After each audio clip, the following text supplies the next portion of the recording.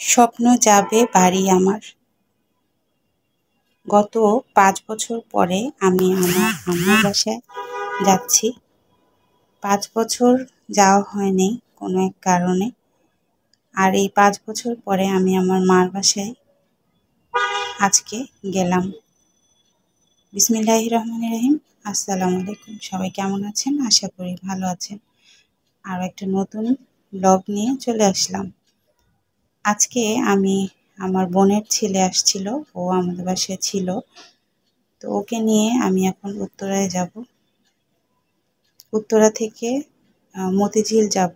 তো গত ৫ বছরে আমার যাওয়া হয়নি, কারণ আমার আম্মু ছিল না, অস্ট্রেলিয়া ছিল।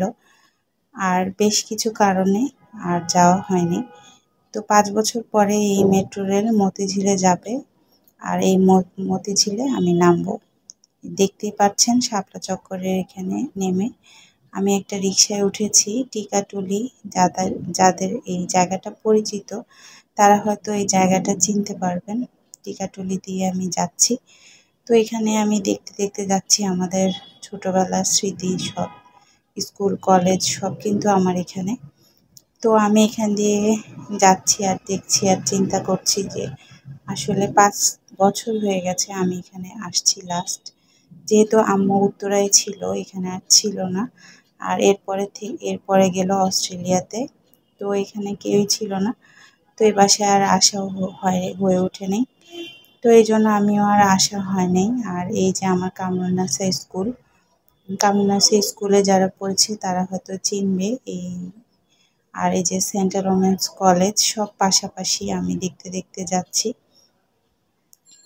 আর এই যে আমার পরিচিত জায়গা, আসলে পরিচিত জায়গা দিয়ে যেতে সবসময় ভালো লাগে। আর এভাবে করে গেলে আসলে মনটা অনেক খুশি হয়ে যায়, ভালো লাগে।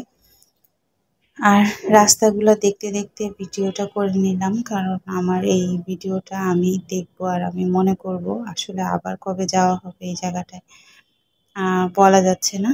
তো আজকে ব্লগটা আমি এভাবে করেই যাওয়াটাই আপনাদের সাথে শেয়ার করলাম। আর এই যে ওখানে বাসায় যে অনেক সময় ছিলাম, খাওয়া দাওয়া করেছি, আবার এই যে আবার খাওয়া দাওয়া করে রওনা দিচ্ছি। আম্মুর সাথে বিদায় নিলাম। এই যে এই সময় আমাকে আবার উঠিয়ে দিয়ে যাচ্ছে মেট্রো রেলে। তো একা একা আসলে ফার্স্ট আসছি, এই জন্য একা একা সাহস করলাম না। আর দেখেন এখানে কি অবস্থা।